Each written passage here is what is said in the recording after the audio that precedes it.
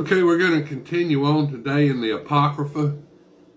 Now, this Apocrypha here that I'm reading is the Edgar Goodspeed Apocrypha that he translated in 1938. And this is supposed to be the best of all the Apocryphas. Now, in 1611, King James of England paid scribes to translate the King James Version of the Bible, but they did it in Old English with thys and mys, and it's real difficult to read. And so it's been translated many times after that. And in 1649, the Apocrypha was in the Bible for over 1,500 years, and then the Pope decided to decanonize the Apocrypha. And so we're going to continue on in the Apocrypha today. This is the Wisdom of Solomon, chapter 4, verse 16. But an upright man who has fallen asleep will condemn the ungodly who are still alive. The youth that is soon perfected, the great age of the unrighteous. For they see the wise man's end, and do not perceive what the Lord's purpose about him was, and for what he kept them safe. They see and make light of him. But the Lord will laugh them to scorn, and afterwards they will become like a dishonored corpse, and be insulted among the dead forever. He will burst them open, dumb and swollen, and will shake them from their foundations, and they will be utterly dried up, and they will suffer anguish, and the memory of them will perish. They will come like cowards at the reckoning up of their sins, and their transgressions will convict them to their face. Then the upright man will stand with great boldness, face to face with his oppressors, and with those who set his labors at naught. They will be dreadfully dismayed at the sight, and amazed at the unexpectedness of his deliverance. They will talk to themselves in repentance, and in their distress of mind, they will groan and say, "This is the man we fools once laughed at, and made a byword of reproach. We thought his life was madness, and his end dishonored. How did he come to be reckoned among the sons of God? And why is his lot among the saints? Then we must have wandered from the true way, and the light of the unrighteousness did not light us, and the sun did not rise upon us.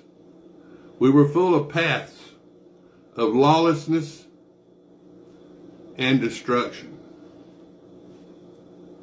and traveled through the trackless deserts, but we did not recognize the Lord's road. What good did our arrogance do us? And what have wealth and ostentation done to us? They have all passed away like a shadow, and like a messenger running by, like a ship crossing the billowing water. And when it is done, there is no track to be found, or path of its keel in the waves.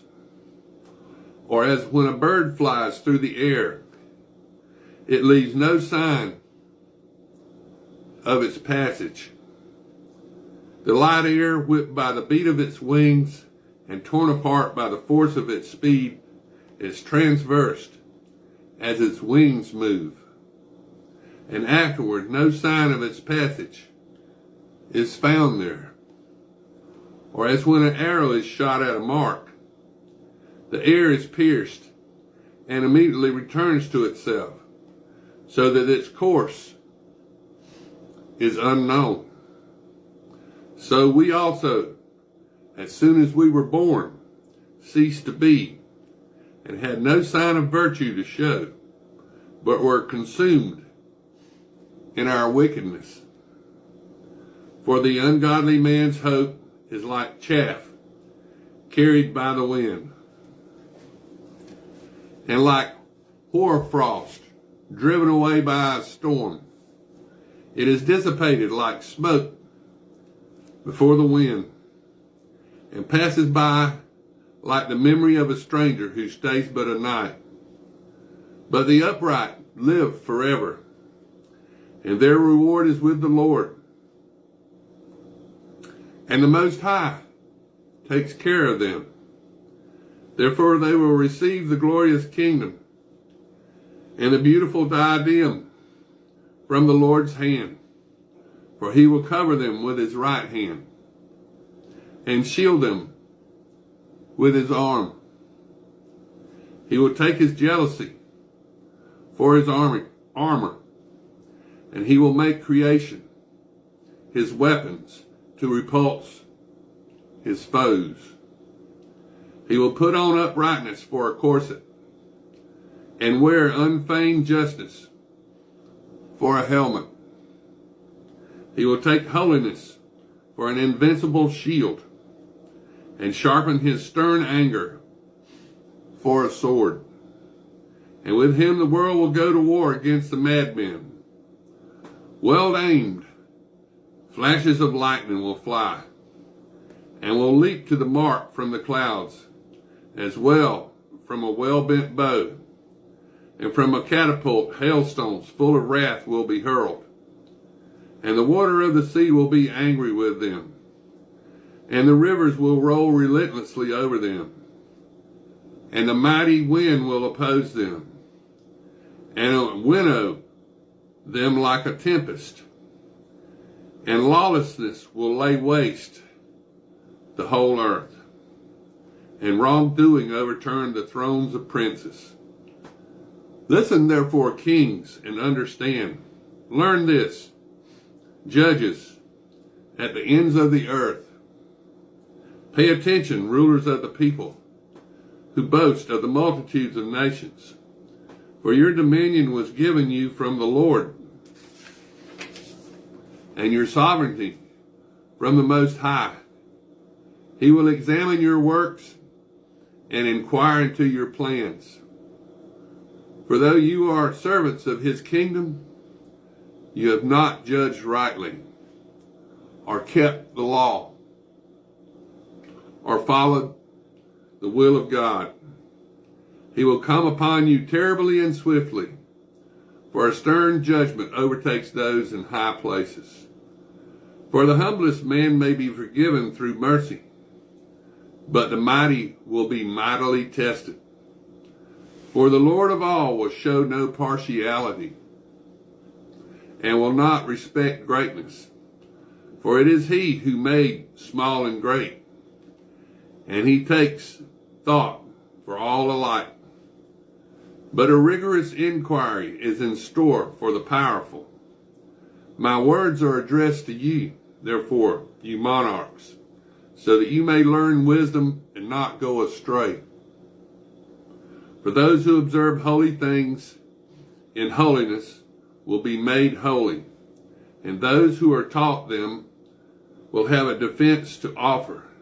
To desire my words, long for them, and you will be instructed.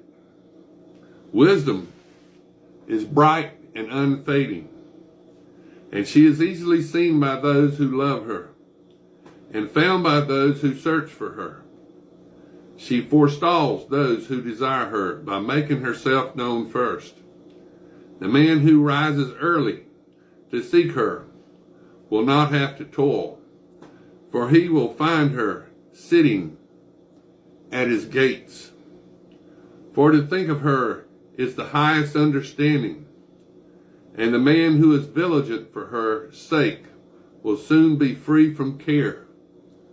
For she goes about in search of those who are worthy of her, and she graciously appears to them in their paths and meets them in every thought.